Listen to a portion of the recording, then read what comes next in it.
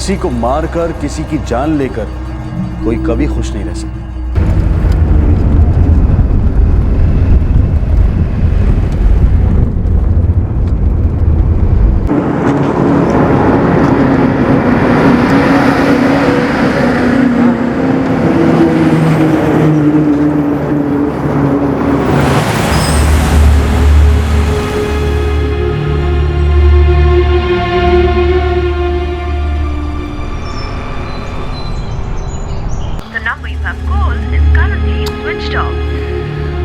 अभी भी फोन बंद है। मैं भी 2:30 बजे से फोन ट्राई कर रही हूँ। ठीक है, मैं वर्कशॉप में फोन करके देखता हूँ।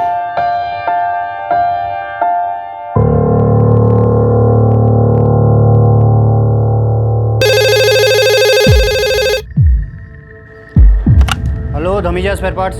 पंकज जी बोल रहा हूँ। मैं अशोक। नमस्ते अशोक जी। आशीष कहाँ है? उसका फोन बंद आ रहा है। वो फैक्ट्री गए हैं। लेकिन उसका फोन क्यों बंद आ रहा है? पता नहीं अशोक जी। वो कितने बजे निकला वहां से?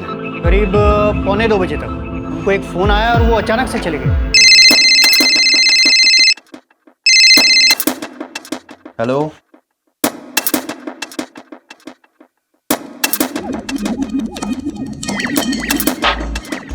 पंकज, मैं फैक्ट्री के लिए निकल रहा हूँ। Okay sir. उसने ऑफिस में खाना खाया था? नहीं, वो काफी जल्दी में निकले थे। उसका फोन है तो बता देना, मैंने फोन किया था। जी अशोक जी। वो फैक्ट्री के लिए निकला है, मैं वहां फोन करके देखता हूँ।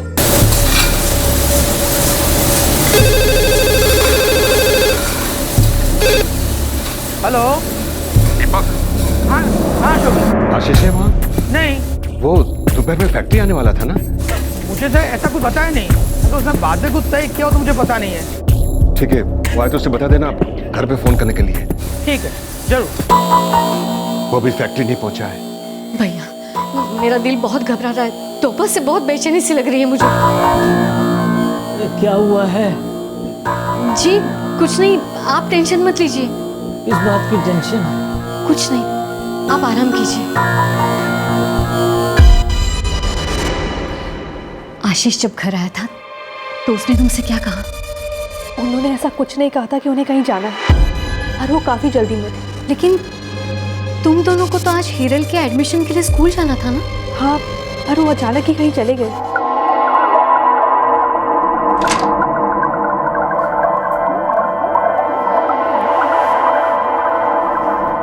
दीप्ति, हम हिरल के एडमिशन के लिए कल जाएंगे। क्यों? हमें आज ही फॉर्म भरना था ना? हाँ, मैंने स्कूल में बात कर ली है, वहाँ हम कल भी जा सकते हैं। अच्छा सुनो, मुझे एक अर्जेंट काम है और मैं शायद लंच पर नहीं आऊँगा। अच्छा सुनो, रात को आने में देर हो सकती है। बस इतना बताया और चले गए। भैया, मुझे बहुत चिंता हो रही है। तुम शांत हो जाओ, मैं आशीष के दोस्तों को फोन करके पूछता हूँ।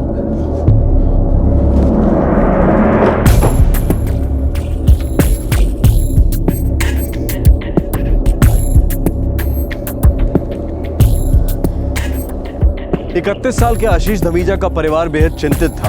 उसका फोन स्विच ऑफ था। क्या ये कुछ बुरा होने का पूर्वाभास था? आशीष का फोन बंद था, उसे जहां जाना था वो वहां पहुंचा नहीं था। आधे घंटे बाद पता चलता है कि वो कहां है।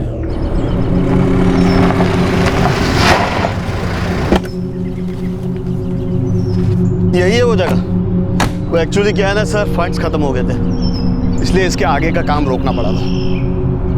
ठीक है, लेकिन हमें इसे तो गिराना पड़ेगा। इसमें कोई प्रॉब्लम नहीं है, आप गिराना चाहो तो गिरा सकते हो, और उसमें ज़्यादा टाइम भी नहीं लगेगा। और इसके पीछे भी काफ़ी जगह है, आइए देखिए ना।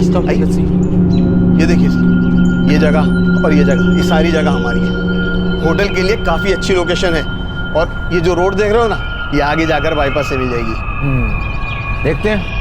सर इतने सस्ते दाम में इतनी अच्छी जगह नहीं मिल सकती। किलिंग डील है सर।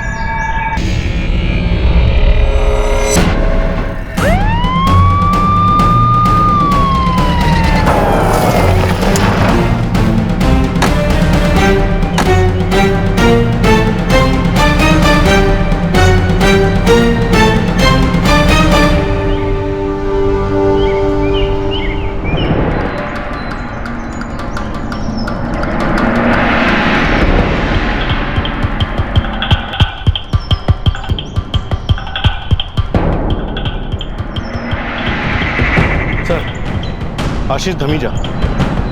फोन नंबर और एड्रेस?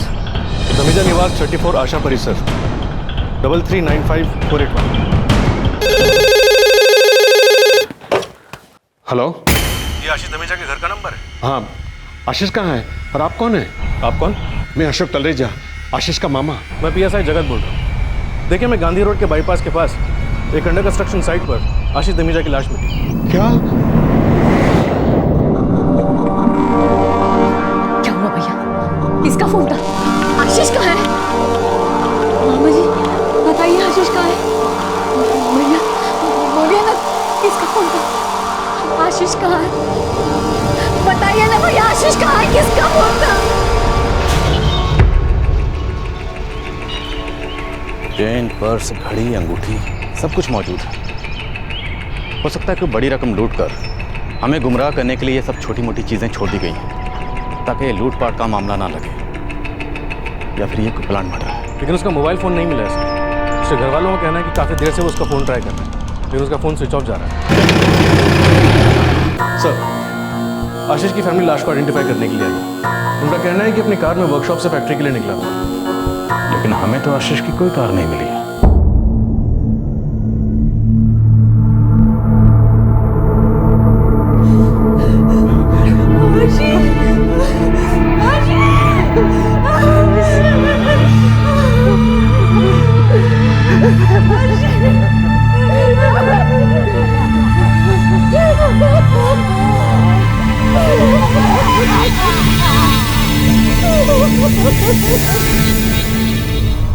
आशीष की स्पेयर पार्ट्स की वर्कशॉप नेहरू नगर में है और उसकी फैक्ट्री जगजीवन इंडस्ट्रियल एस्टेट में है। नेहरू नगर से करीब 15 किलोमीटर दूर। जी। 2:45 बजे के करीब आशीष अपनी वर्कशॉप से निकल के 2:30 बजे फैक्ट्री पहुंचने वाला था। जब आपने उसे फैक्ट्री में फ़ोन किया तब वो वहां नहीं पहुंचा था? जी नहीं। मैं तो ये सोचकर परेशान हो रही थी कि वो आज खाने पे घर क्यों नहीं आया। रोज आता है खाने पे घर। वर्कशॉप बस 15 मिनट की दूरी पर है। लेकिन आप इतनी परेशान क्यों थी? वो तो अपनी बीवी को बता के गया था कि वो आज घर पर खाना खाने नहीं आएगा। मैं मोबाइल रिचार्ज करवाने गई थी, बाजी को बताना भूल के। हमें अभी तक आशीष का मोबाइल नहीं मिला है, जिससे हमें ये पता चल सके कि वो आखिरी कॉल किसका था, जिसे सुनकर आशीष अचानक वहां से चला गया। अशोक जी, आपका भी स्पेयर पार्ट का बिजनेस है ना? जी। प्रभा जी, आप इतनी परेशान थी, फिर भी आपने अपने घर पर पति को ना बताकर बाहर से अपने भाई को क्यों बुलाया? आशीष के पिताजी को 3 महीने पहले हार्ट अटैक आया था। मैं उन्हें परेशान नहीं करना चाहती थी। क्या जब भी आशीष घर पर खाना खाने नहीं आता था आप हर बार इतनी परेशान होती थी? नहीं, लेकिन आज पता नहीं क्यों बहुत बेचैनी हो रही थी। क्यों?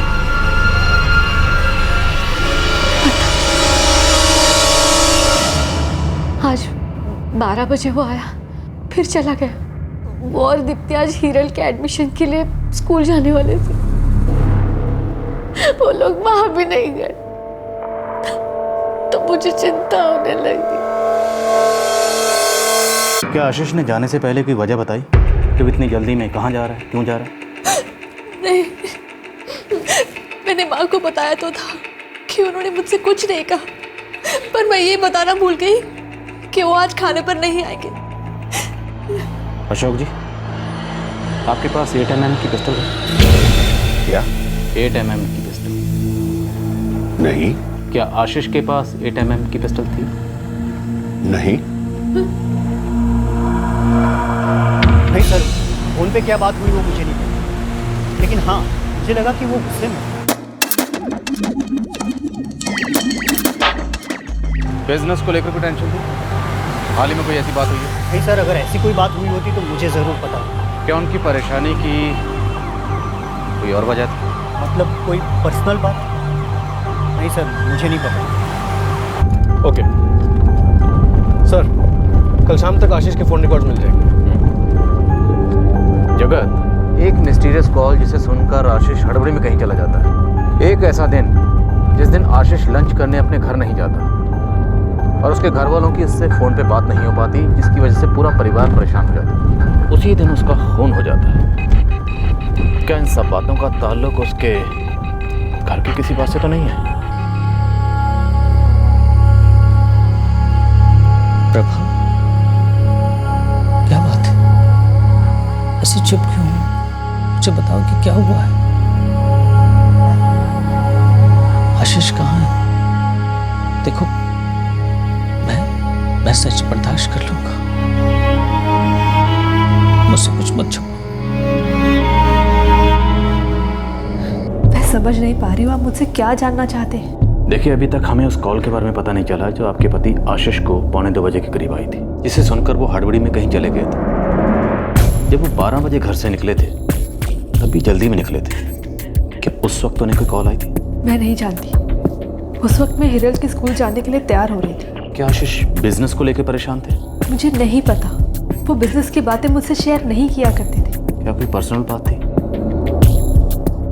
क्या घर की किसी बात से परेशान थे? देखिए, हमारे पास पक्के सबूत नहीं है, लेकिन हमें लगता है कि वो कॉल किसी पर्सनल बात से जुड़ी हुई थी, ना कि बिजनेस से। क्या आपको ऐसी किसी बात के बारे में पता है? नहीं, मैं किसी कॉल के बारे में नहीं जानती। मिसेस दीप्ति धमीजा, क्या आपके पति का कोई अफेयर था? क्या वो कॉल किसी औरत का था? क्या आपके आपसी रिश्ते में कोई प्रॉब्लम थी? मुझे समझ नहीं आ रहा आप मुझसे ऐसे सवाल क्यों कर रहे हैं। I am sorry. मैं सिर्फ इसलिए पूछ रहा हूँ ताकि हम जल्द से जल्द आपके पति के कातिल को ढूंढ सकें।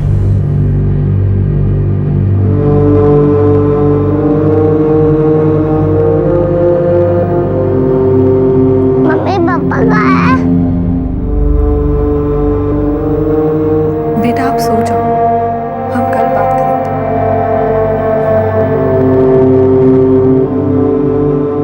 इस केस का सबसे अहम सुराग था वो फोन कॉल जिसके आते ही आशीष धमीजा तुरंत वर्कशॉप से निकल गया था। पर उस सुराग तक पहुंचने से पहले ही पुलिस को आशीष की कार मिल गई, वही कार जिससे वो वर्कशॉप से निकला था। लेकिन जहां लाश मिली थी उस जगह से काफी दूर। सर, वो कार आशीष की है। कार के पेपर्स डैशबोर्ड में मिले।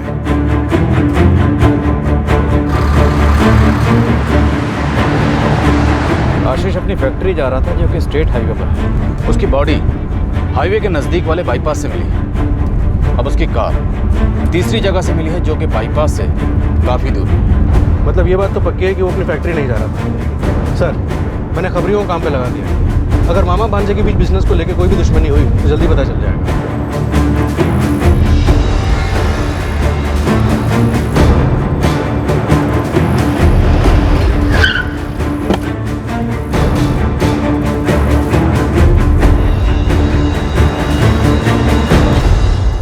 सर, गाड़ी में जो पेपर्स मिले हैं वो आशीष धमीजा के नाम पर हैं। बाकी और कुछ नहीं मिला गाड़ी में सर। मैंने फॉरेंसिक टीम को कॉल कर दिया सर।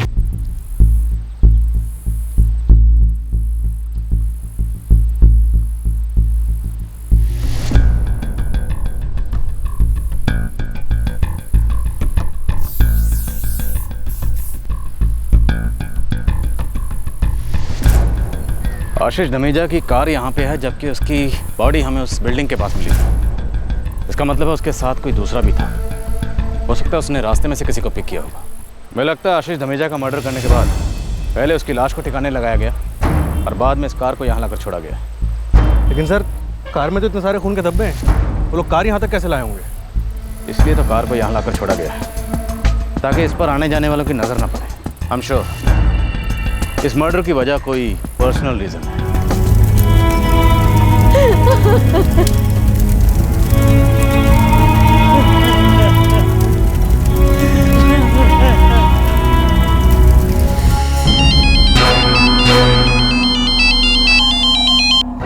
हाँ राजू, बोल। साहब, बिजनेस की वजह से तो कोई दुश्मनी नहीं लगती। जो आशीष का मामा है ना, उसके परिवार के काफ़ी करीब है और आपस में कोई लड़ाई झगड़ा भी नहीं होता। सब लोग बड़े ही प्यार से रहते सब।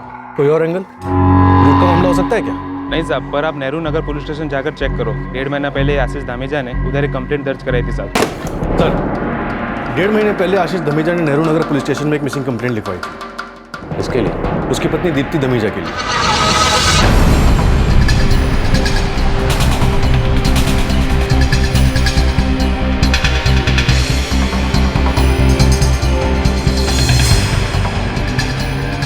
28 सितंबर 2013 को दीप्ति धमीजा की मिसिंग कंप्लेंट लिखवाई गई। यस। और फिर आशीष धमीजा की पत्नी दीप्ति धमीजा कहाँ मिली? मिसेस दीप्ति धमीजा ने खुद ही फ़ोन किया था आशीष को। और उसके बाद 30 सितंबर 2013 को कंप्लेंट वापस ले ली गई। हाँ, लेकिन इस सब में अजीब बात यह है कि आशीष को उसकी पत्नी के फ़ोन रिकॉर्ड्स चाहिए थे ताकि वो पता कर सके वो कहाँ गई। इसके लिए वो फ़ोन कंपनी में भी गया था। I am sorry mister Dhamija, हम लोकेशन ट्रैकिंग के लिए किसी के भी कॉल रिकॉर्ड्स इस तरह से नहीं दे सकते। सर, मेरी पत्नी लापता है। तो आप पुलिस में जाकर कंप्लेंट फाइल कीजिए और अगर वो कॉल रिकॉर्ड्स मांगते हैं तो हम दे सकते हैं। सर, हम सिर्फ कोर्ट के ऑर्डर्स पर या पुलिस इन्वेस्टिगेशन के लिए ही कॉल रिकॉर्ड्स दे सकते हैं। इसके बाद आशीष धमीजा रिपोर्ट लिखाने पुलिस स्टेशन आया। हमने मोबाइल कंपनी में फ़ोन किया तो पता चला यहाँ आने से पहले वो वहाँ गया। लेकिन आखिर दीप्ति धमीजा गई कहाँ थी? वो अपनी माँ से मिलने ग्वालियर गई। तो जाने से पहले उसने अपने पति या अपने ससुराल वालों को इस बारे में कुछ नहीं बताया? उनके लौट आने पर आशीष ने अपनी कंप्लेंट वापस ले ली। हमने सोचा उनका डोमेस्टिक मैटर है इसलिए केस क्लोज कर दिया। डोमेस्टिक? आई एम श्योर ये इनके घर का मामला है। सर, आशीष के फ़ोन रिकॉर्ड सब तक आ जाए। मुझे लगता है हमें मिसेस दीप्ति धमीजा से एक बार और मिलना है। कहीं ऐसा तो नहीं इन दोनों के बीच में कोई दूसरी औरत आ गई?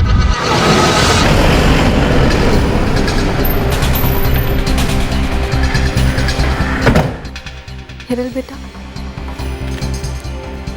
ये ड्राइंग देखो और अगर कलर करने का मन करे तो कर लेना, ठीक है बेटा?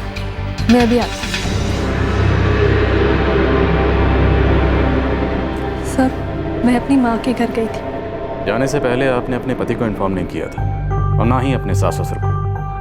आप अपनी बेटी को भी साथ नहीं लेकर गई थी और उस दौरान आपके साथ फ़ोन पर भी कोई कांटेक्ट नहीं हो पा रहा था। इस तरह जाने की कोई तो वजह होगी।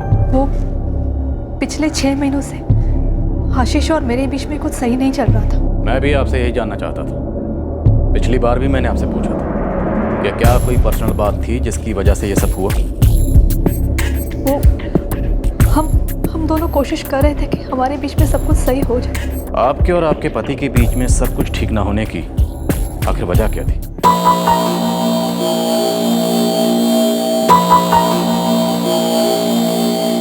दीप्ति, तुम मुझे साफ साफ बताओगी आखिर बात क्या है? मैं तुमसे कुछ पूछ रहा हूँ। सब कह रहे हैं कि तुम किसी बात को लेकर अपसेट हो। सबका यही मानना है कि हम दोनों के बीच कुछ ठीक नहीं चल रहा। मैं तुमसे बात कर रहा हूँ दीप्ति। आप पूछ रहे हो जब सबने आपसे कहा कि हमारे बीच में कोई प्रॉब्लम है? क्या तुम मुझे सीधे सीधे बताओगी आखिर प्रॉब्लम है क्या? कब बताऊं? हम कब एक साथ बैठते हैं? आप सवेरे 8 बजे चले जाते हैं और रात को 11 बजे आते हैं, थके होते हैं और सो जाते हैं। अगले दिन फिर से ऑफिस चले जाते हैं। काम काम और सिर्फ काम। कई दिन तो आप बिजनेस टूर्स पर रहते हैं और कितने दिनों तक तो मैं आपको देखती भी नहीं। बस सारा दिन काम। अब मैं काम में अच्छा करने के लिए मेहनत कर रहा हूँ। काम है, वक्त तो लगता ही है ना। एक रिश्ते को मजबूत बनाने के लिए भी वक्त की जरूरत पड़ती है, और खास करके जब वो पति पत्नी का रिश्ता। तो तुम चाहती क्या? तो मैं काम बिजनेस सब छोड़कर तुम्हारे पास बैठा रहूं? बिजनेस कैसे चलेगा? घर कैसे चलेगा? दीप्ति, तुम मुझे सीधे सीधे बताती क्यों नहीं कि तुम चाहती क्या हो? अपने पति का वक्त चाहिए मुझे, उसका साथ चाहिए। तुम्हें किस चीज की कमी है यार? प्यारी सी बच्ची, मैं हूँ, माँ पापा पूरा परिवार। अब यही तो वक्त है जो मैं काम पर ध्यान लगा सकता हूँ ताकि हमारा आने वाला समय बेहतर हो सके। बस यही एक बात तुम्हारी समझ में नहीं आ रही। खामखा हर सी बात का इशू बना कर रखती है।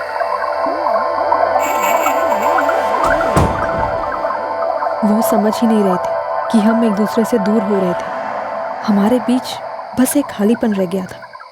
क्या वो हमेशा काम पे रहते थे? मुझे तो यही बताया था। आपको किसी पर शक था? मेरा मतलब है, क्या आपको लगता है काम के बहाने वो किसी से मिलने जाते थे? I mean, किसी औरत से? नहीं, मुझे उन पर शक नहीं था। मुझे तो हमारे बीच की बढ़ रही दूरियों की फिक्र थी। हमारी शादी को 4 साल हो चुके थे, पर ऐसा लगने लगा था कि उन सालों का कोई मतलब ही नहीं रहा। इसलिए मैं चुपचाप चली गई ताकि उन्हें मेरे घर में ना रहने का मतलब समझ में आए। मैं उन्हें सिर्फ ये एहसास दिलाना चाहती थी कि जब कोई अपना आपके पास नहीं होता तो कैसा लगता है। क्या आपके पति को अपनी गलती का एहसास हुआ? दीप्ति जी, आप अभी भी हमें सच नहीं बता रही, पूरा सच। कुछ ना कुछ है जो आप छुपा रही। मैं नहीं जानती आप कौन से सच जानने की बात कर रहे हैं। मैं नहीं जानती मेरे पति का किसी के साथ अफेयर था या नहीं। मैं नहीं जानती कि उस दोपहर को उन्हें किसका कॉल आया था। मैं जितना जानती थी मैंने आपको सब बता दिया। हाँ,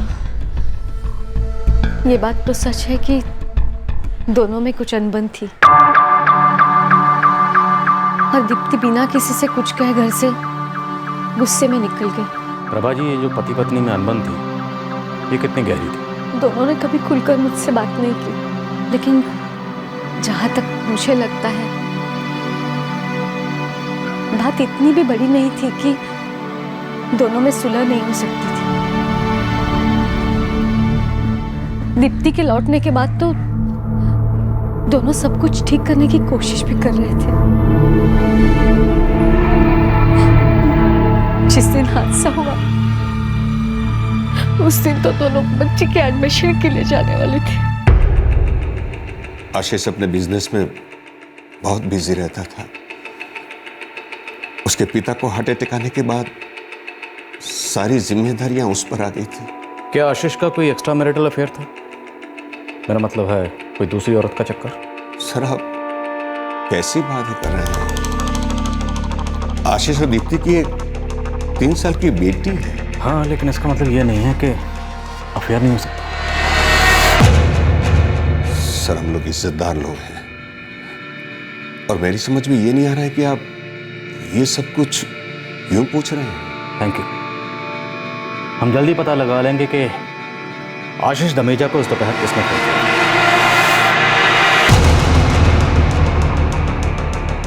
वो फोन कॉल किसका था ये रहस्य तब खुला जब शाम को पुलिस के हाथ आशीष के फोन रिकॉर्ड्स आए। उस नंबर का पता चल गया जिससे वो कॉल आया था। पर क्या उस नंबर से पुलिस कातिल और कत्ल के मकसद के बारे में जान पाएगी? क्या हत्यारा कोई ऐसा ही था जिस पर पुलिस को शक था?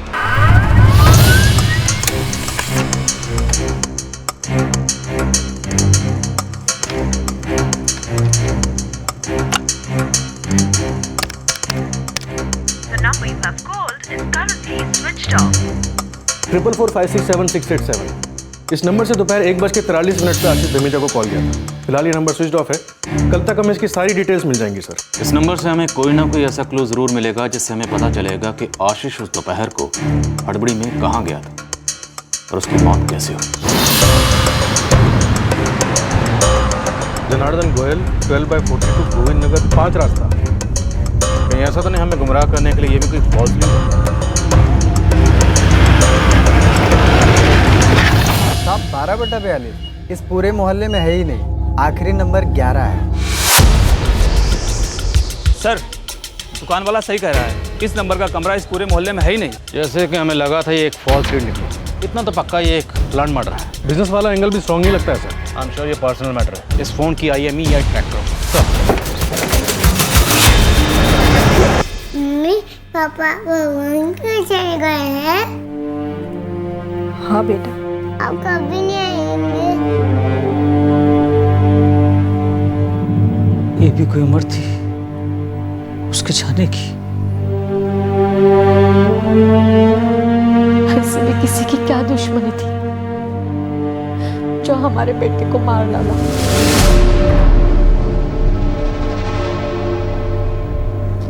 जिसमें से एक आशीष धमीजा का है।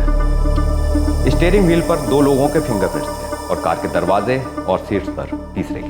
इसका मतलब है कत्ल करने में, लाश को ठिकाने लगाने में और कार को छुपाने में 2 लोग शामिल थे। एरिया का हिस्ट्री ज्योग्राफी छान लिया है साहब। कोई सुपारी नहीं दी गई थी। कोई बाहर का तो नहीं था? नहीं साहब, अगर बाहर का कोई आता भी है तो एंट्री एग्जिट होता है, पता चलता है साहब। ठीक है, इंक्वायरी जारी रखो। सर, आज मेरी ट्रैकिंग काम कर गई। जिस फोन से आशीष को आखिरी कॉल किया गया था उसका नंबर था 444567687 जो सिर्फ उसी दिन यूज हुआ जिस दिन उसका मर्डर हुआ, यानी 19 नवंबर को। उससे पहले इस फोन का नंबर था 444898799। किसका नंबर है ये? सुनील सिंह, इंदौर का रहने वाला। सुनील सिंह।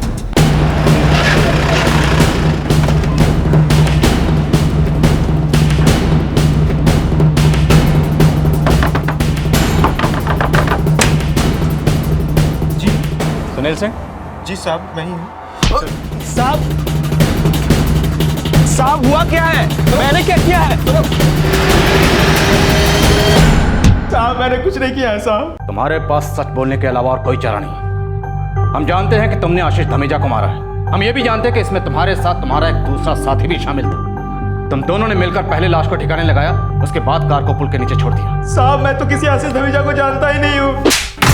तुमने आशीष धमीजा को 1:43 पर 19 नवंबर को फोन किया था। उसके बाद वो तुमसे मिलने आया, फिर तुम दोनों ने मिलकर उसका खून कर दिया।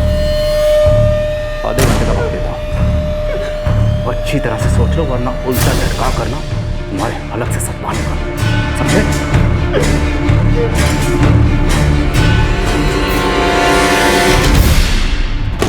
सर, ये Sunil Singh garment export company में काम करता है। इस कंपनी का मालिक है नवीन खत्री। यस, सुनील सिंह, हाँ यही काम करता है सर। क्या हुआ सर? गारमेंट एक्सपोर्ट मतलब बिजनेस वाला एंगल तो नहीं था। लगता है सुनील को आशीष से कोई पर्सनल इशू था। हो सकता है सर। सुनील और आशीष के बीच एक कड़ी है। गारमेंट एक्सपोर्ट कंपनी का मालिक नवीन खत्री, वो आशीष का अच्छा दोस्त था। इस आशीष और नवीन सर, सुनील आपसे कुछ बात करना चाहता है। साहब सच्ची बोल रहा हूँ, मैं किसी आशीष धमीजा को नहीं जानता। क्या मैं डंडा लाजर? साहब नहीं साहब, सच्ची बोल रहा हूँ साहब। लेकिन आप जो बोल रहे हो ना कि मेरे फ़ोन से किसी ने फ़ोन किया था, तो साहब उस दिन मेरा फ़ोन मेरे पास था ही नहीं। हमारे मालिक है ना नवीन साहब, उन्होंने मेरा फ़ोन लिया था 2 दिन के लिए। कसम से साहब सच्ची बोल रहा हूँ, नवीन साहब के पास मेरा फ़ोन था 2 दिन, उन्होंने मांगा था साहब। सुनील, तेरे पास फ़ोन कौन सा था? ये नहीं साहब। 2 दिन के लिए फ़ोन मुझे देगा क्या? गरीब का फ़ोन आप क्या करोगे साहब? छोटा सा काम है, देगा क्या? अरे साहब ले लो ना। थैंक्स। मालिक है साहब, कैसे मना करता। लेकिन 2 दिनों के बाद उन्होंने मेरा फ़ोन वापस कर दिया था 20 नवंबर को। तब तक मैंने दूसरा फ़ोन ले लिया था और उस फ़ोन को ऑन ही नहीं किया। क्या बकवास है ये? कोई कुछ भी कहेगा तो क्या वो सच हो जाएगा? लेकिन वो झूठ क्यों बोलेगा? मुझे क्या पता, 2 डंडे मारिए सब सच बोल देगा। हम ये कैसे मान लें कि आप जो कह रहे हैं सच कह रहे हैं? आशीष मेरा बहुत अच्छा दोस्त था, मैं उसके साथ ऐसा क्यों करूँगा? और उसकी मौत से मुझे क्या फ़ायदा होगा? सर, मुझे तो लगता है कि सुनील को किसी ने पैसे दिए हैं और अब वो सारा इल्ज़ाम मुझ पर डालना चाहता है। अब केस में एक नया मोड़ आ गया था।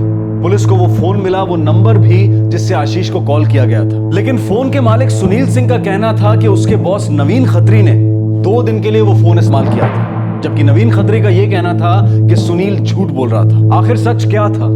किसने आशीष धमीजा को मार दिया था और क्यों?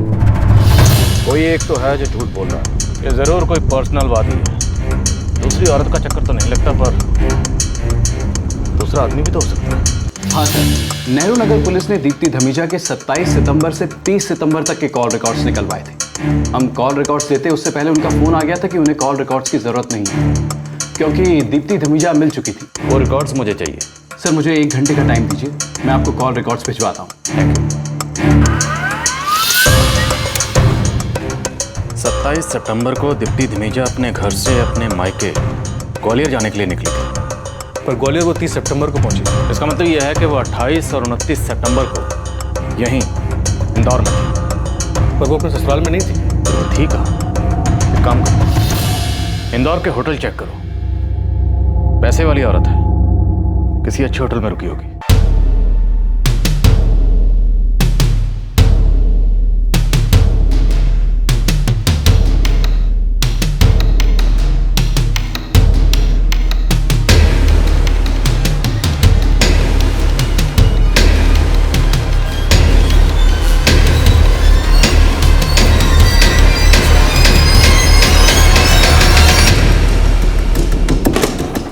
सर, तीर निशाने पे लगा है। 28 और 29 सितंबर को दीप्ति धमीजा ने होटल रेड कैप्रिकॉर्न में चेक इन किया। सिंगल रूम कैश पेमेंट किया गया है। और सेम डेट्स पे नवीन खत्री ने भी उसी होटल में चेक इन किया था। Same single room cash payment. Sir, Deepti ने अपना पैन कार्ड और नवीन ने अपना ड्राइविंग लाइसेंस होटल में आइडेंटिटी के लिए दिए थे, और ये सिलसिला लगभग 3 महीनों से चल रहा है। हो सकता है दीप्ति हर बार मायके जाने के लिए बोलकर इस नवीन खत्री से मिलती है। पहले इस मामले की पूरी तरह से तफ्तीश करते हैं, फिर पक्के सबूतों के साथ इस नवीन खत्री और दीप्ति धमीजा से मुलाकात करते हैं।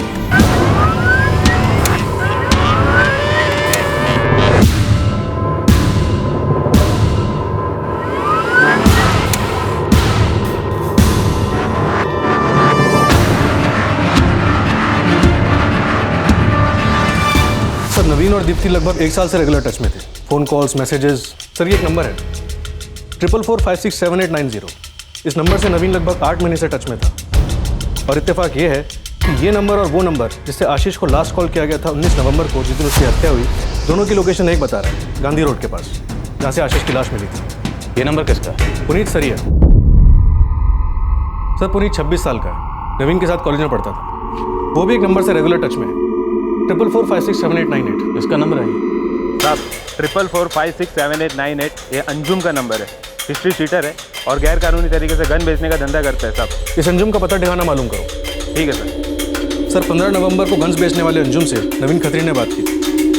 उस दिन अंजुम, नवीन और पुनीत तीनों का सेल लोकेशन एक ही था, गुरुद्वारा रोड। अब ये सारी कड़ियाँ आपस में जुड़ती हुई नजर आ रही हैं।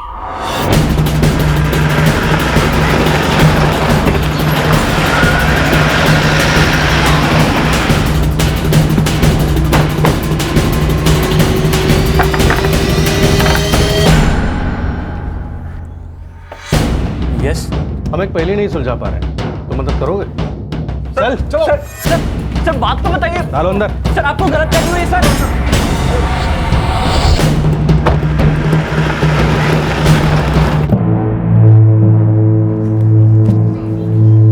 माँ जी, मैं जाकर आती हूँ। पर तुम्हें वहां क्यों बुलाया है? उन्हें पता चल गया आशीष को किसने मारा? पता नहीं माँ जी, पर उन्होंने कहा कि उन्हें कुछ बातें क्लियर करनी है। मैं आती हूँ।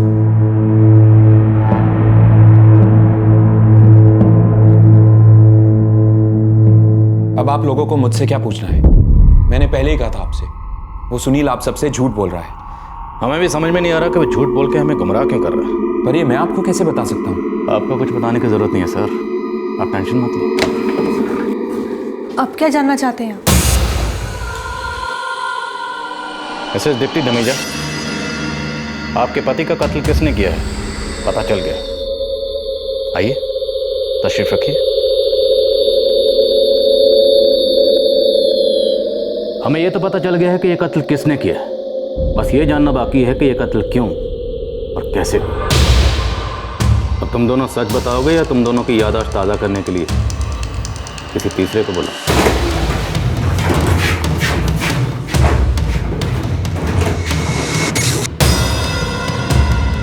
मिस्टर नवीन खत्री, इनसे मिलिए।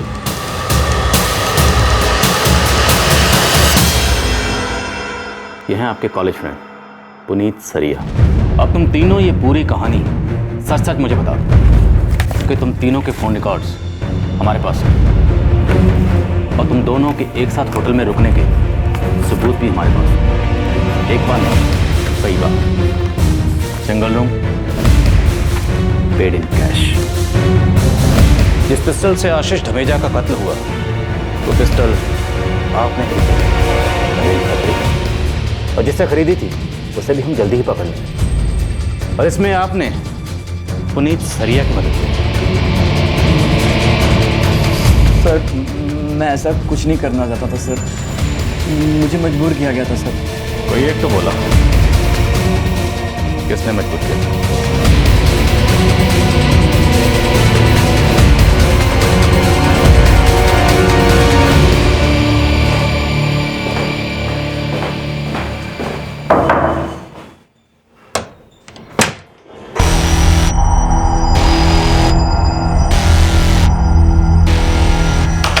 आशीष के पास मेरे लिए वक्त ही नहीं था।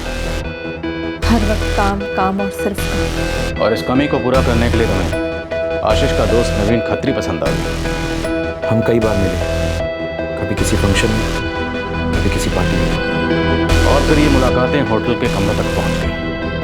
हर बार दीप्ति मायके जाने के बहाने अपने घर से निकलती और आपसे।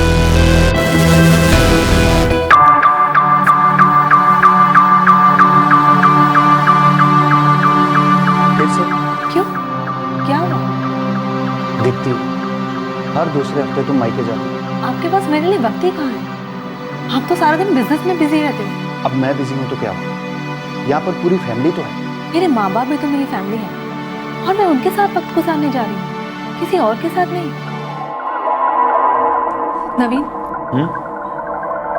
मुझे लगता है आशीष को मुझ पर शक हो गया। हो सकता है उसे शक हुआ हो तुम किसी से मिलने जाती हो, पर मुझ पर शक नहीं होगा।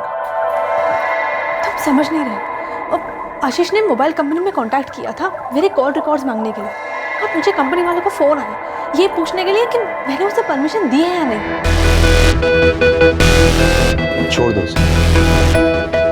क्या? छोड़ दो उसे, हम शादी कर लेते हैं। पागल हो गया क्या? अगर मैंने उसे छोड़कर तुमसे शादी कर ली तो ना ही मुझे हिरल की कस्टडी मिलेगी और ना ही उसकी जायदाद में से कोई हिस्सा। कोई नहीं, मैं बस इतना चाहता हूँ कि तुम इस शादी से बाहर।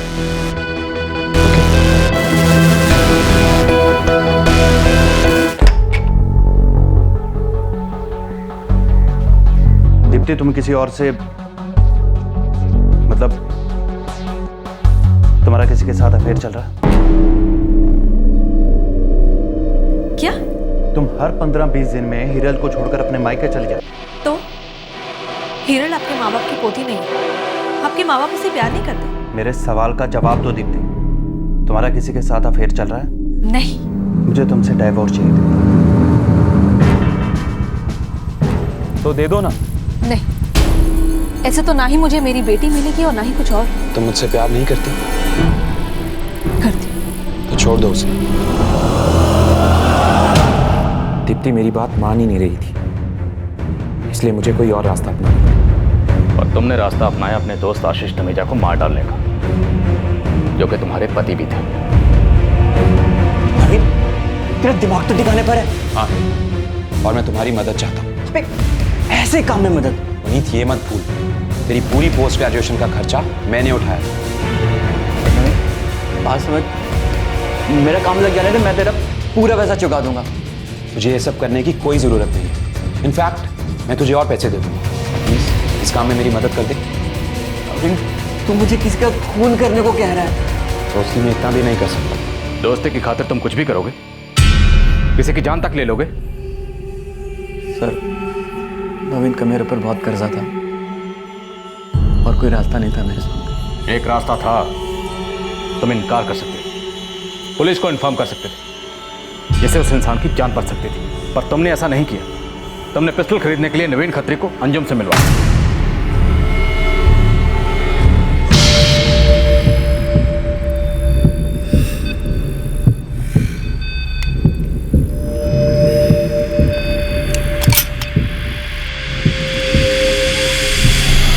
ये वाली 1 लाख।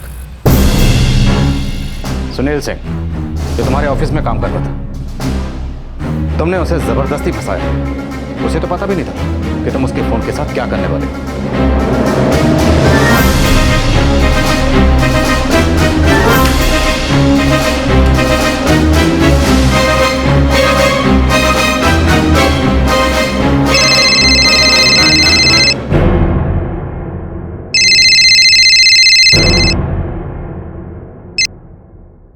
हाँ नवीन, बोलो।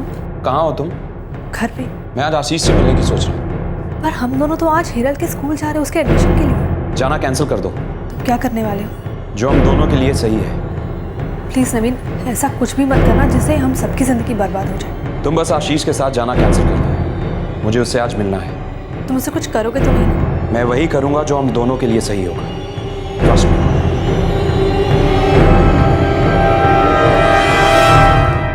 नवीन को मैंने मना किया था कि आशीष को मत मानना। तुम्हें क्या लगा था नवीन तुम्हारे पति आशीष से मिलकर तुम्हारा हाथ मांगने वाला? तुम पहले दिन से जानती थी कि नवीन ने ही आशीष को मारा, फिर भी तुमने इसका साथ दिया। हमसे, अपने परिवार से, सबसे झूठ बोला। उस दिन अपने पति के साथ अपनी बेटी की एडमिशन के लिए जाने का प्रोग्राम तुमने ही कैंसिल किया, जानबूझकर, क्योंकि तुम जानती थी कि उस दिन नवीन आशीष को फोन करके उससे मिलने वाला है। दीप्ति, तैयार हो? चलें? पता नहीं क्यों तबीयत ठीक नहीं लग रही है। कल चले? आज फॉर्म सबमिट कर रहे हैं। आप स्कूल में बात कर लीजिए ना, उनसे कहिए हम कल आएंगे। ठीक है, मैं अभी वर्कशॉप जा रहा हूँ, खाने के टाइम पर आ जाऊँगा।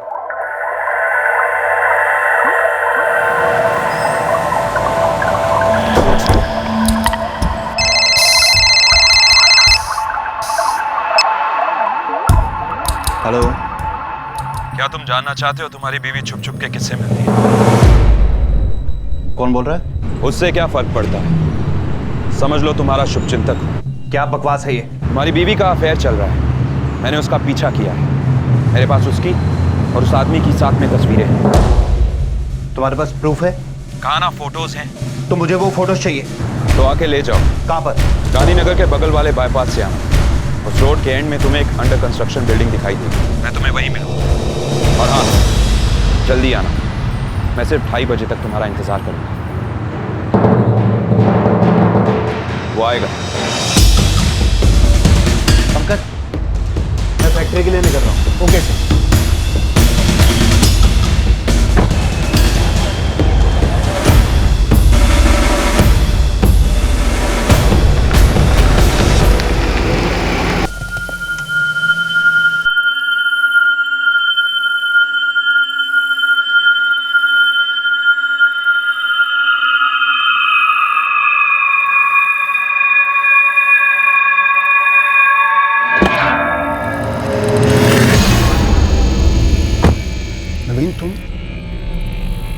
तुमने बुलाया मुझे?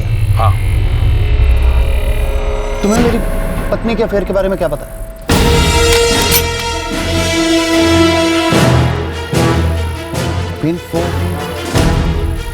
तुम मेरी पत्नी के साथ?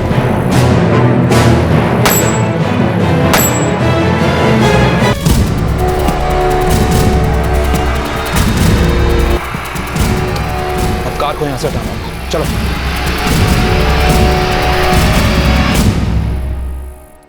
हम उस कार को पुल तक ले गए और उसे पुल के नीचे ही छोड़ दिया।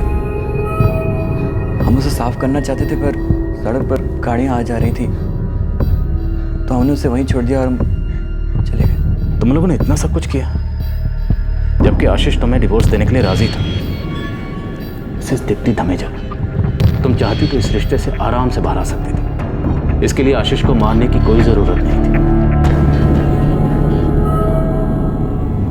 मुझे लगा था पति पत्नी के बीच की कहानी सुनी, पर मैंने ये कभी नहीं सोचा था कि बात इतनी आगे बढ़ जाएगी। कितनी धूमधाम से आशीष की शादी की थी, क्या मिला? दीप्ति ने एक बार भी नहीं सोचा कि वो हिरल का पाप था।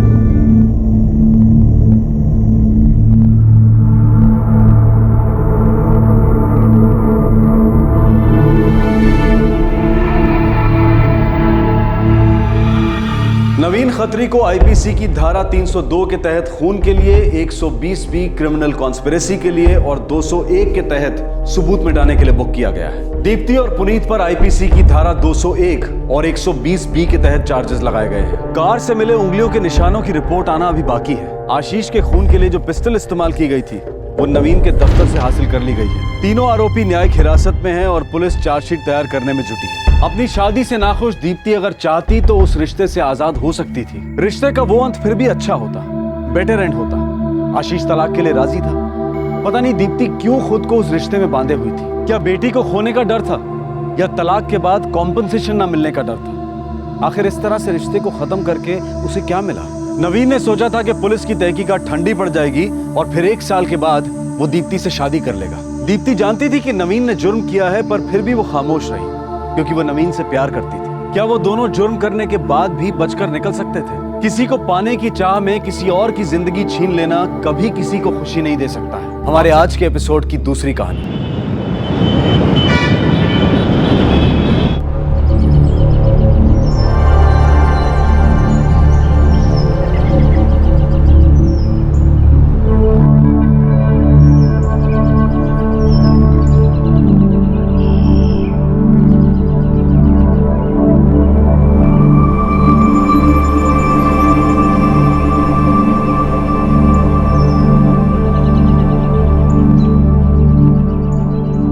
वैसे तो वो यहाँ ठीक है, लेकिन आप लोगों को अक्सर याद करती है। आखिर वो आपकी माँ है। घर में परिवार वालों के साथ रहेंगी तो ज़्यादा खुश रहेंगी। देखिए, बड़े होने के नाते मैं आपको सलाह दे रहा हूँ, आप उन्हें घर ले जाइए। वो आपकी माँ के समान है, उन्हें माँ जितना प्यार दीजिए, इससे ज़्यादा उन्हें कुछ नहीं चाहिए।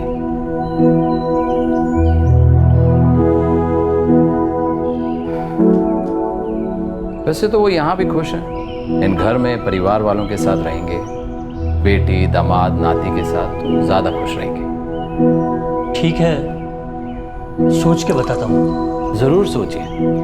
देखिए, आप भी एक पिता हैं, कल को आपको अच्छा लगेगा बुढ़ापे में आपके बच्चे इस तरह छोड़ देंगे?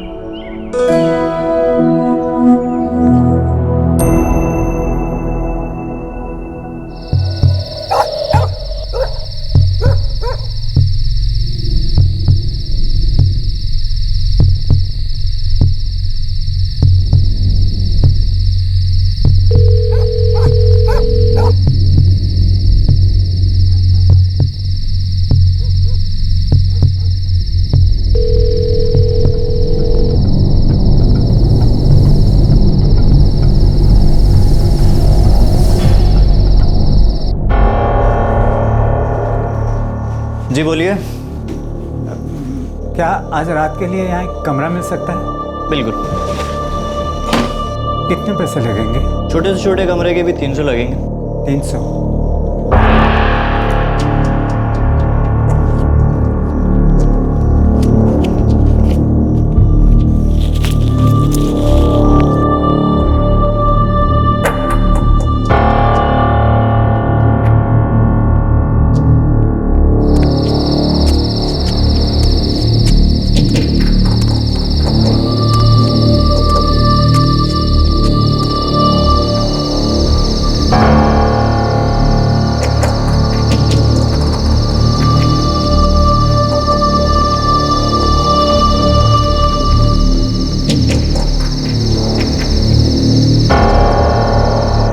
वर्षीय रमेश पारिक ने अपनी कई रातें बागीचे के बेंच पर सोकर गुजारी थी। अपनी ही कमाई से बनाया मकान अब उनके लिए घर नहीं रहा था। उस मकान की कीमत थी, लेकिन उसे बनाने वाले इंसान की कोई कीमत नहीं थी।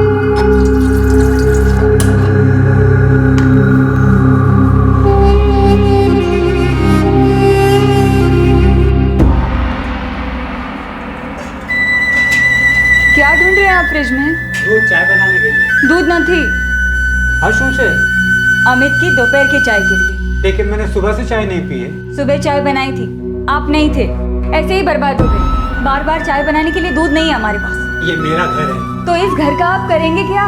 बेटे के नाम पर कर क्यों नहीं देते? इकलौता बेटा है, आपका ख्याल रखता है ना। अगर आपको सारी चीजें आपके हिसाब से चाहिए तो उसे भी वो दे दीजिए ना जो उसे चाहिए। क्या मेरे बेटे को ये पता है कि रात को मैं गार्डन के बेंच पर जाकर सोता हूँ? पहले घर बेटे के नाम पर कर दीजिए, फिर शांति से यहाँ पर रहे।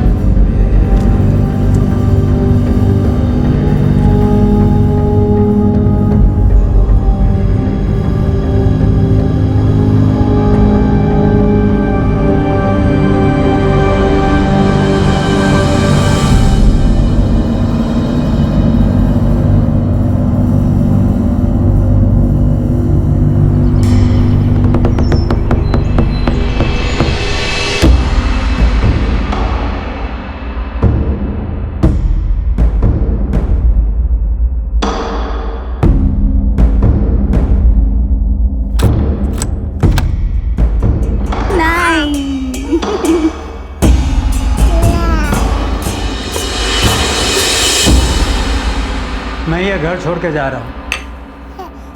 नाटक बंद करो बापूजी, आपसे कुछ ज्यादा मांग रहा हूँ क्या? अरे घर मेरे नाम पर कर दो बस। और वैसे भी आपके मरने के बाद तो ये मुझे ही मिलने वाला है, तो फिर अभी क्यों नहीं? जो कुछ भी हो, मेरे जीते जी ये घर में तुम्हारे नाम नहीं करूँ।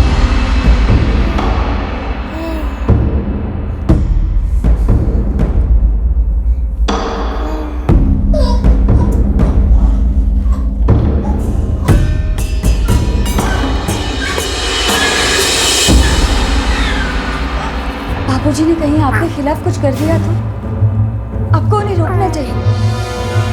ज्योति, मैं उनको इकलौता बेटा हूँ, ये घर मुझे ही मिलेगा। लेकिन सोचिए, अगर बापूजी ने वसीयत बनाई और वसीयत में घर उनकी दो बेटियों के नाम कर दिया तो तुम्हारे हिसाब से क्या करना चाहिए? हमें कुछ ऐसा करना चाहिए जिससे बापूजी मजबूर होके ये घर हमारे नाम पर करें।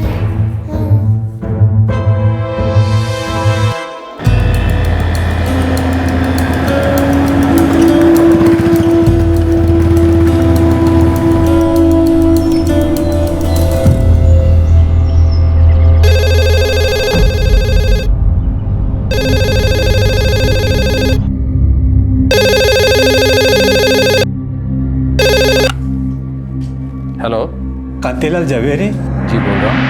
मैं रमेश पारेख बोल रहा हूँ। मेरे एक दोस्त ने बताया कि आप वृद्धाश्रम चलाते हैं। जी बोलिए, क्या मदद कर सकता हूँ आपकी?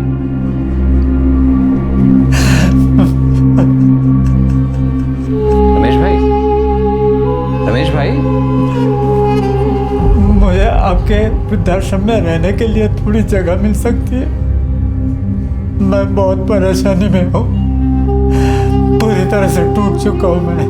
रमेश भाई, पहले आप शांत हो जाइए। आप यहाँ जरूर रह सकते हैं, कभी भी आ सकते हैं। आपके पास यहाँ का पता है ना? तो आप यहाँ आ जाइए, बैठकर बात करते हैं।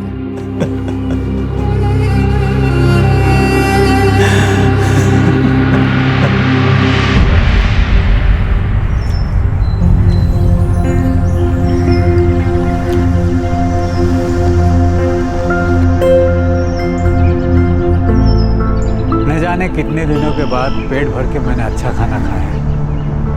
अब बोलिए रमेश भाई, हुआ क्या है? देखिए, आप यहाँ रह सकते हैं, इसमें कोई प्रॉब्लम नहीं, पर अगर आप अपनी परेशानी खुलकर बताएंगे तो मैं अच्छी तरह से समझ पाऊंगा।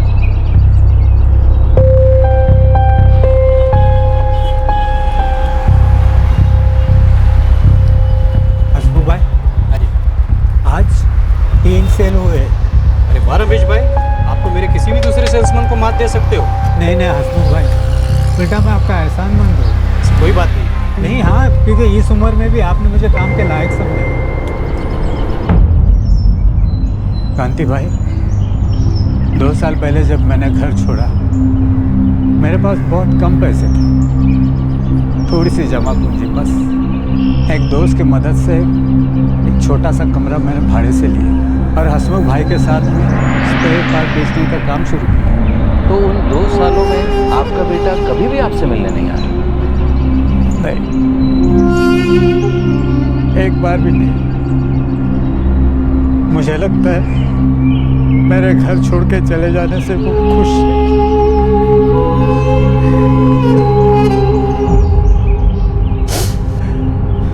वो मेरा बेटा, मैंने उसे बड़ा किया। मेरी 2 बेटियां भी हैं, रूपा और रचना। मेरा बेटा अमित सबसे बड़ा है, मैंने उसकी शादी करवाई। उसे 3 साल की बच्ची है राशि। और आज अमित और उसकी पत्नी चाहते हैं कि मैं अपना घर अमित के नाम कर दूं। यही सब देख के मैंने घर छोड़ा और फिर उन दोनों ने मेरे साथ एक खेल खेला।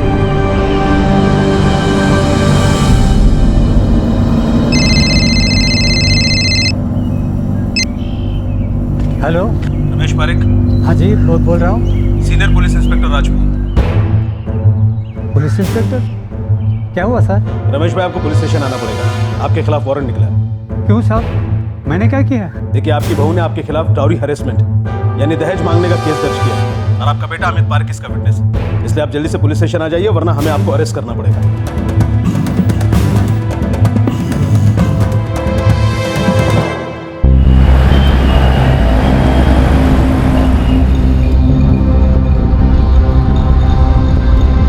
बापूजी, आप टेंशन मत लो, हम लोग पुलिस से बात करेंगे और हम अमित भाई से भी बात करेंगे।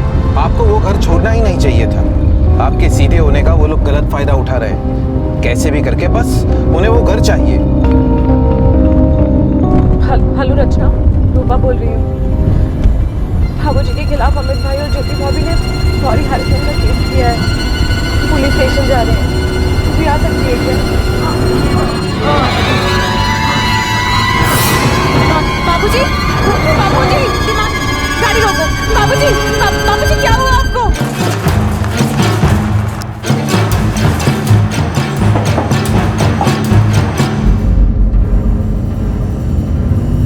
जी, मैंने पुलिस को खबर कर दी है। उन्हें बता दिया है कि बापूजी को हार्ट अटैक आया है।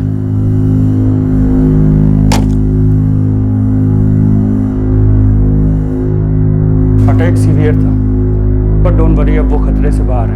हम उन्हें जल्दी वार्ड में शिफ्ट कर देंगे। Thank you doctor.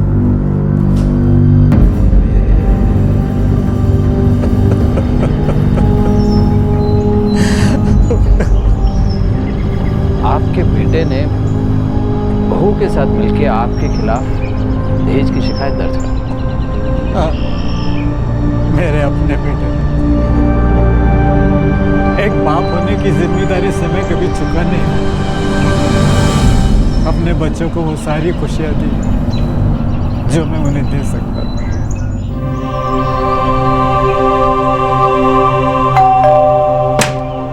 मेरी जिंदगी का सिर्फ एक ही लक्ष्य था,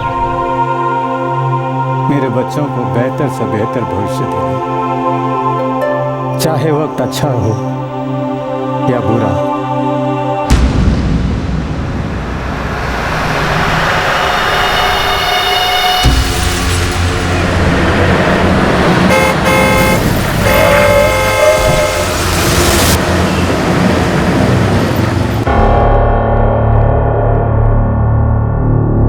मैंने हमेशा यही सोचा कि मुझे चाहे जो भी तकलीफ सहन करनी पड़े, पर अपने बच्चों को किसी भी चीज़ की कमी नहीं पड़ने दूंगा मैं। पर बच्चों के बारे में सोचकर मुझे हौसला मिला।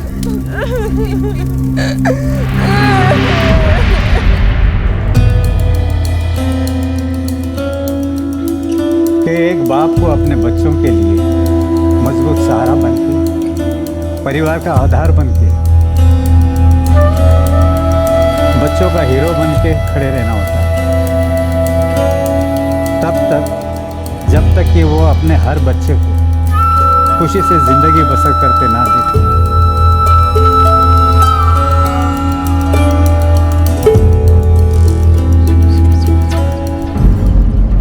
मेरा बेटा अपने लिए कोई अच्छी नौकरी ढूंढ नहीं पा रहा था, इन्हीं छोटी मोटी 2-4 नौकरियां कर रहा था।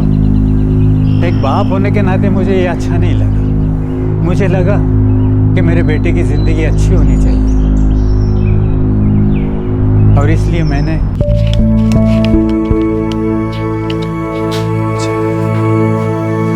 अरे रमेश भाई, क्यों छो? मजामा शास्त्री जी।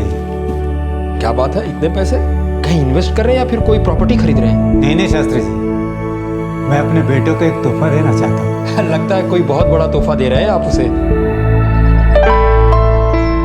अमित बेटा, ये तेरे लिए, तू अपने पाँव पे खड़ा रह सके इसलिए, और मुझे यकीन है कि जिंदगी में तू बहुत अच्छा करेगा।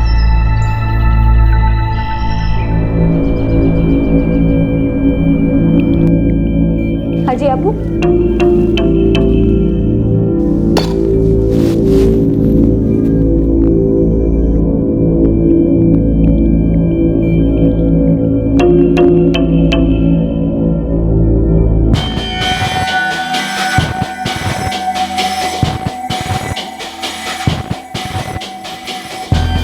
बापूजी, सस्ते में निपटाना चाहते हैं। आपको क्या लगा कि बस एक रिक्शा बेटे को दे देंगे तो वो घर की मांग नहीं करेगा ना? क्यों? कहीं आप ये घर किसी और को देने की तो नहीं सोच रहे हैं ना? आपको तकलीफ क्या है? क्या मैं आपको घर से निकालने वाला हूँ? आज नहीं तो कल ये घर मुझे ही मिलने वाला है। तो फिर अभी ये घर मेरे नाम पे करने से इनकार क्यों कर रहे हैं आप? क्या मेरी कोई कीमत नहीं थी? उन्हें सिर्फ घर चाहिए था।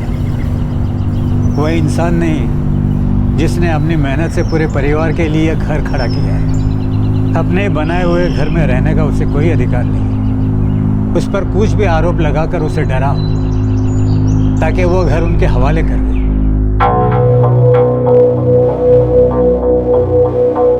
अमित भाई, आप और भाभी ऐसा कैसे कर सकते हैं? अमित भाई, वो हमारे बापूजी हैं। क्या कुछ नहीं किया उन्होंने हमारे लिए। रचना, तुम लोग अपने घर में खुश हो ना, मेरे मामले में मत पड़ो, वरना मुझे ये कहने पर मजबूर होना पड़ेगा कि तुम लोगों का मुझसे कोई लेना देना नहीं है। अमित भाई, भाभी आपको भड़का रही हैं। बस कान खोलकर सुन लो तुम लोग। मैं बापूजी का इकलौता बेटा हूँ और ये घर तो मुझे ही चाहिए और मैं उसके लिए कुछ भी कर सकता हूँ।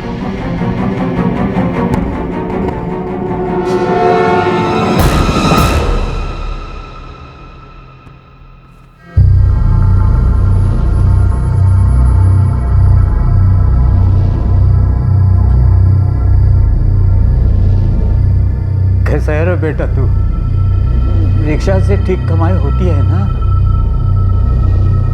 नहीं बेटा, मैं तुझसे नाराज नहीं हूँ। बापूजी, आप घर मेरे नाम पर करेंगे या नहीं? मेरे मरने तक का भी इंतजार नहीं कर सकता तू? फिर से वही राग शुरू मत कीजिए बापूजी। आप घर मेरे नाम पर करेंगे या नहीं? नहीं, घर मिलेगा लेकिन इस तरीके से नहीं। मैंने तुझे ये संस्कार नहीं दिए बेटा। तो भी ठीक है बापूजी। ज्योति भी तब तक अपना केस वापस नहीं लेगी जब तक ये घर मेरे नाम पर नहीं हो जाता। या तो ये घर मेरे नाम पर करिए या फिर केस लड़िए।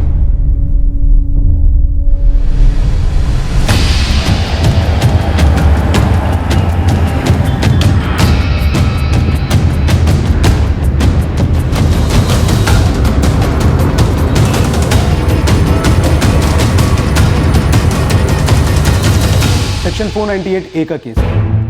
मैं तब तक वेट करूंगा जब तक आपकी बेटी रचना बेल के पेपर्स लेकर नहीं आएगी। तब तक आप लोग बाहर वेट कर सकते हैं, लेकिन मुझे आपको मजिस्ट्रेट के सामने ले जाना ही पड़ेगा।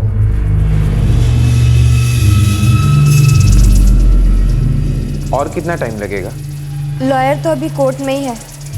उसने कहा कि बापूजी को बेल मिल जाएगी। जैसे मुझे पेपर्स मिल जाते मैं तुरंत वहां पहुंच जाऊंगी।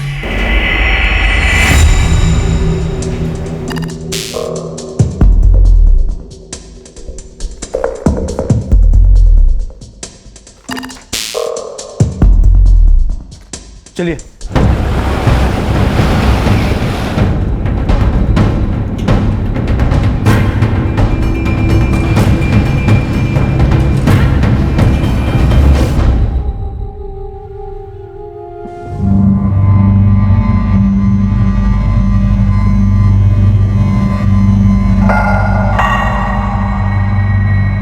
इन्हें रिहा कर दो और इस केस की इन्वेस्टिगेशन जल्द से जल्द करके चार्जशीट फाइल करो। सर।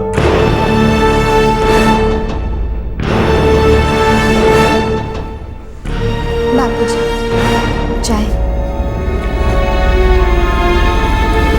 बापूजी, अब आप मेरे साथ रहने आ जाइए या फिर रचना के साथ। नहीं बेटा, मैं यही ठीक। बापूजी, आपको हमारे साथ चलना ही होगा। मैं तुम दोनों के घर आता जाता रहूंगा। बेटी के ससुराल में कोई कैसे रह सकता है? तो ठीक है बापूजी, हम रोज आपसे मिलने आएंगे, आपके लिए खाना भी लेके आएंगे। आप खुद कुछ मत बनाना। हाँ बापूजी, हम सब कर लेंगे। मेरा बेटा और बहू केस वापस लेने के लिए तैयार नहीं। मैं कई वकीलों से मिला, पर समझ में यही आया कि केस जीतने की आशा बहुत कम है और केस लड़ने का खर्च बहुत ज़्यादा। मैं आपका केस लड़ूंगा और आपको मेरी फीस पता है ना, वो मैं कम नहीं कर सकता। जी पुरोहित जी, ये केस जीतने के कितने चांसेस है? दरअसल हम कई वकीलों से मिले और सबने हमसे यही कहा है कि केस जीतना मुश्किल है। सच कहूँ तो आपका बेटा ही गवाह है, इसलिए बड़ा मुश्किल है। अकेली बहू ने शिकायत की होती और आपका बेटा आपके साथ होता तो हम ये केस जीत जाते, लेकिन आपका बेटा ही आपके खिलाफ है, इसलिए जीतना बहुत मुश्किल है। अच्छा यही होगा कि आप अपने बेटे को मना लें और केस रफा दफा करें। मैंने तय किया है ये केस मैं लड़ूंगा। ये केस मैं हारने वाला हूँ, ये जानने के बावजूद ये केस मैं लड़ूंगा। मेरे पास अब ज़्यादा सेविंग नहीं है और केस का खर्च बहुत होगा। मेरी बेटियाँ मुझे मदद करना चाहती है, पर मैं उनसे मदद लेना नहीं चाहता। मैंने ज़िंदगी भर अपने परिवार को दिया है, हमेशा सर ऊंचा रखकर जिया हूँ मैं उनसे मदद नहीं ले सकता। लेकिन अब मैं मकान का किराया और अपने अकेले रहने का खर्च नहीं उठा सकता। अगर आप मेरी मदद करो तो। जरूर रमेश भाई, जरूर। आप यहाँ रह सकते हैं, आपको यहाँ रहकर अच्छा लगेगा। देखिए मैं आपकी भावनाओं को समझता हूँ और आपको यही कहूँगा कि आप हार मत मानिए। हम सब आपके साथ हैं और मिलकर ये लड़ाई लड़ेंगे। देखिए आप अपने बेटे को चाहे जितना भी प्यार करते हो, पर वो इस तरह से आपका घर नहीं छीन सकता। पर्दा अभी गिरा नहीं, नाटक का आखिरी अंक अभी बाकी है। उसी बेटे ने जिसके भले के लिए उसके पिता ने अपनी पूरी जिंदगी लगा दी थी, अपनी पत्नी के साथ मिलकर रमेश पारेख का जीना मुश्किल कर दिया था। एक ऐसा घर उन लोगों के लिए जिनके अपनों के पास उनके लिए कोई जगह नहीं थी, वहां रमेश पारेख को भी पनाह मिली। उस घर में ना सिर्फ उन्हें रहने की जगह मिली, बल्कि उन्हें वहां अपने निर्दयी और स्वार्थी बेटे से लड़ने की ताकत भी मिली।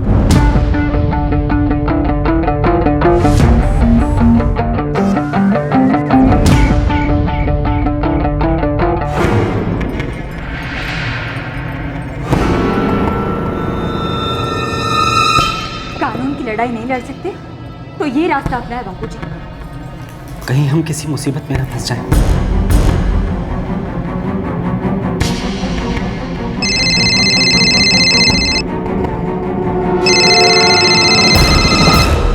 हेलो,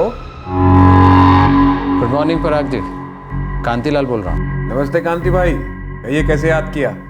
पराग जी, मैं एक ऐसे शख्स से मिला हूँ जो बहुत ही बुरे वक्त से गुजर रहा है। उनका नाम रमेश पारेख है। हाँ, मैंने पढ़ा उनके बारे में। मैंने ही अखबार वालों को उनकी कहानी बताई थी। आपकी कुछ मदद की जरूरत थी। जरूर कांति भाई, आप उन्हें लेकर यहाँ आ जाइए, मुझे उनकी पूरी डिटेल्स दीजिए। Hello, PI Rajput, JCP Desai है। जय हिंद सर। राजपूत, तुम्हारे थाने में अमित और ज्योति पारेख ने अमित के पिता रमेश पारेख के खिलाफ एक केस दर्ज किया। ये sir, section 498A, dowry case. मुझे जानकारी मिली है कि केस झूठा है।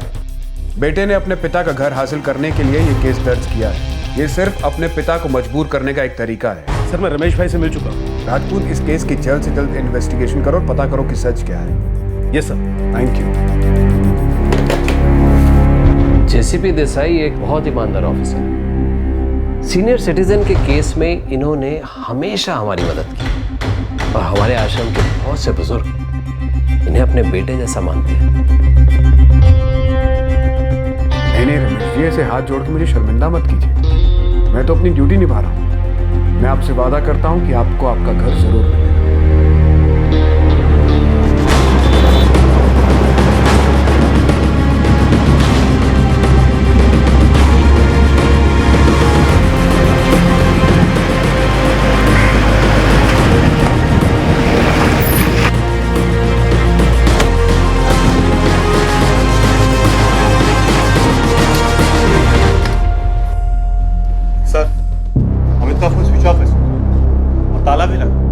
से बात करो। रमेश भाई के बारे में अखबार में पढ़ा, जानकर बहुत धक्का लगा हमें। हमें नहीं पता था घर में ये सब कुछ चल रहा है। अमित और उसकी पत्नी ज्योति का है। लगता है दोनों भाग गए हैं। उन्हें भी पता होगा ना कि ये सब खबरें अखबार में छप गई है। हम लोग कल ही उन्हें मिलने गए थे।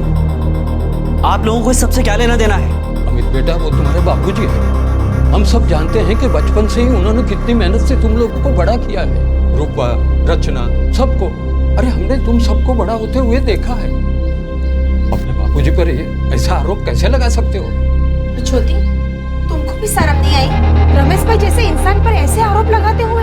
हम सालों से जानते हैं रमेश भाई को, ऐसे ऐसा दहेज मांगने के बारे में सोच भी नहीं सकते। जो ये हमारे घर का मामला है, आप लोग इसमें ना ही पड़े तो बेहतर है। अमित होश में आ बेटा, तुम्हारे बापूजी तुमसे कितना प्यार करते हैं। बस काका, अच्छा होगा और आप लोग यहाँ मेरा और अपना वक्त बर्बाद ना करें।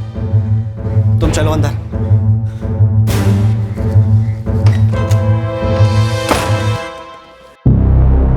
अमित ने हम लोगों से इतनी बदतमीजी से बात की और हमारे मुंह पे दरवाजा बंद कर दिया। अरे छोटा था तब से जानता हूँ मैं उनको, मुझे पता नहीं था कि वो ऐसा निकलेगा। मुझे तो लगता है खबर पढ़ के वो लोग डर गए होंगे, इसीलिए भाग गए। आप लोग रमेश भाई को कब से जानते हैं? बरसों से साथ। क्या आप लोग पुलिस स्टेशन आकर अपना बयान दोगे? हाँ हाँ, क्यों नहीं। रमेश भाई कैसे हो आप? इतना सब कुछ हो गया, आपने कभी कुछ नहीं बताया। अगर कुछ हमें बताते रमेश भाई तो। रमेश भाई आप इजाजत दें तो घर का ताला तोड़ दें, वैसे भी घर के मालिक तो आप ही।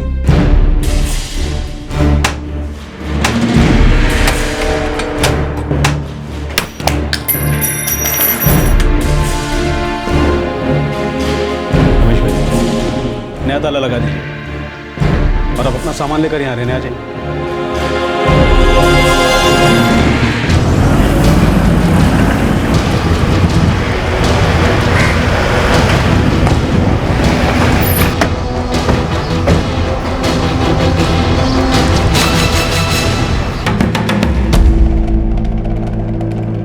नहीं साहब, नहीं ज्योति का फोन आया है, नहीं जमाई का।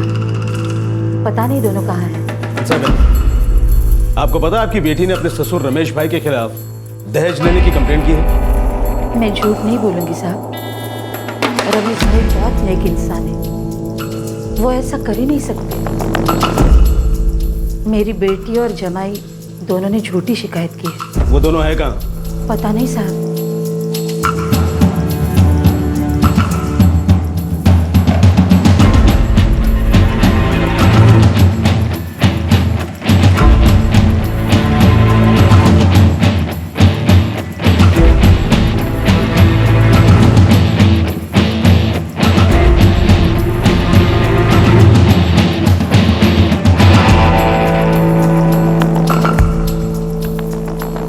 रमेश पारेख के पड़ोसियों ने, उनकी बेटियों और दामाद ने, यहां तक कि ज्योति की मां ने भी उनके समर्थन में बयान दिया। अब अमित और ज्योति के खिलाफ गलत आरोप लगाने के लिए एक नया केस दर्ज किया गया और साथ ही उनके झूठे एफआईआर को खारिज करने के लिए एप्लीकेशन दी गई।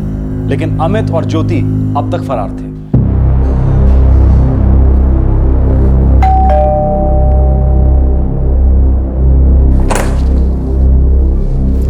अरे हंसाबेन, आओ अंदर आओ।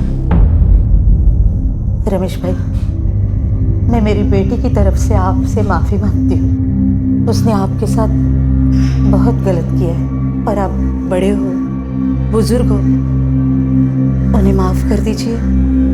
हंसाबेन, वो दोनों है कहाँ? पता नहीं रमेश भाई,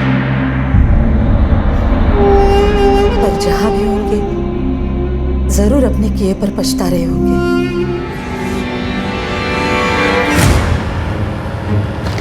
सर, हंसाबेन शायद अमित और ज्योति के कांटेक्ट में, क्योंकि वो रमेश भाई के घर गई थी अपनी बेटी और अपने दामाद की तरफ से उनसे माफी मांगी। हंसाबेन को पुलिस स्टेशन और सब जगह ये खबर फैला दो कि उन्हें अमित और ज्योति के केस में अरेस्ट किया। सर,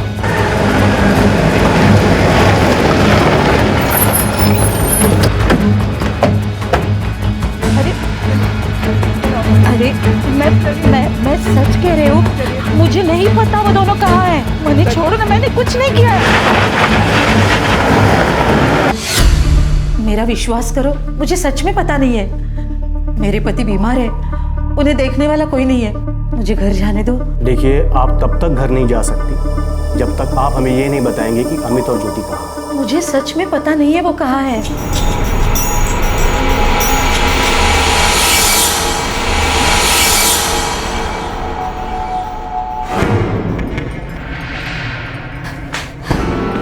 मम्मी, मम्मी, तू ठीक है ना? तू ठीक तो चले? हाँ, मैं तो ठीक हूँ, पर तुम लोग कहाँ चले गए थे? और ये सब क्या है बेटा?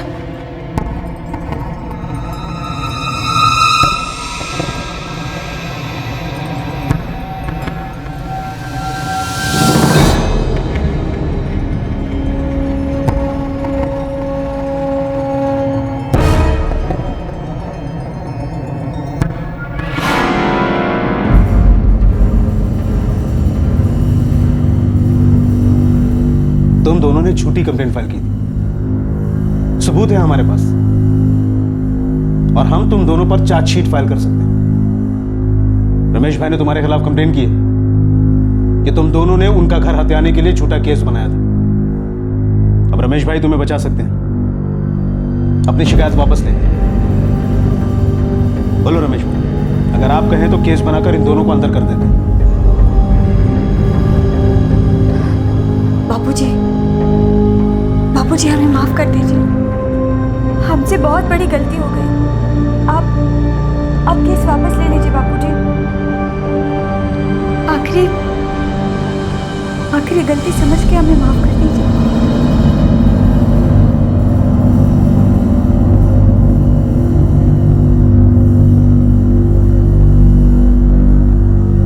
साहब, जाने दीजिए इन बच्चों को। मैं इनके खिलाफ कोई केस दर्ज करना नहीं चाहता। ठीक है, आप कंप्लेंट वापस ले सकते हैं, मगर तुम दोनों को लिख कर देना होगा कि आगे से रमेश भाई को कभी भी परेशान नहीं करोगे। और अगर तुम्हारे खिलाफ एक भी कंप्लेंट आई ना, बिना इन्वेस्टिगेशन किए तुम दोनों को अंदर कर दो।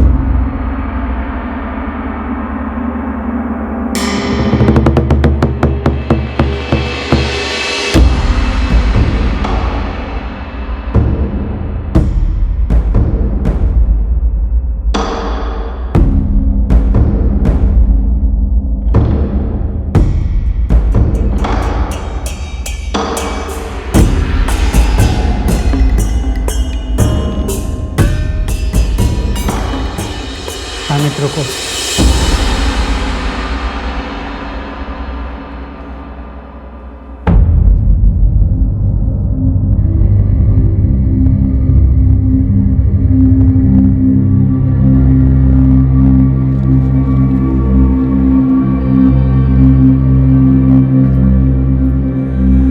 रिक्शा ले जाओ, तुम्हारे रोजी रोटी के काम है। अपने पैरों पे खड़े रहोगे तो ये तुम्हारे लिए अच्छा है। एक बाप होने के नाते शायद कुछ बातें मैं तुम्हें सिखा नहीं पाया हूँ, हो सकता है जिंदगी तुम्हें सिखा देगी। बेटा होकर तुम बेटे का फर्ज भूल गए थे, लेकिन बाप होने के नाते मैं नहीं भूला। बेटा, मेरा आशीर्वाद तुम्हारे साथ में है, लेकिन जब तक मैं जिंदा हूँ मैं तुम्हें इस घर में रहने नहीं दे सकता।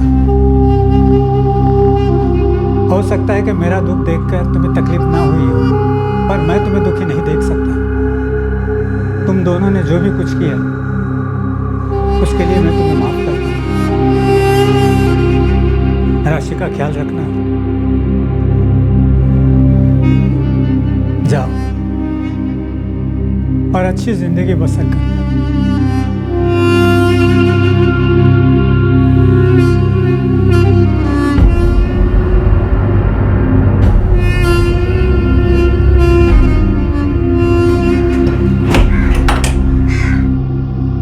रमेश भाई अब अपने घर में अकेले रहते हैं। वो खुद काम करते हैं और अपने लिए जितना काफ़ी है उतना कमा लेते हैं। उनकी बेटियां उनसे रोज़ मिलने आती हैं और उनके लिए दोपहर और शाम का खाना भी बना कर लाती हैं। रमेश भाई पुलिस के बहुत आभारी हैं जिन्होंने उनकी इतनी मदद की। और कांति भाई से भी उनका गहरा नाता बन गया। वो कई बार वृद्धाश्रम में जाते हैं और वहां जाकर अपने हम उम्र साथियों के साथ वक्त गुजारते हैं। उन लोगों में रमेश भाई को एक नया परिवार मिल गया।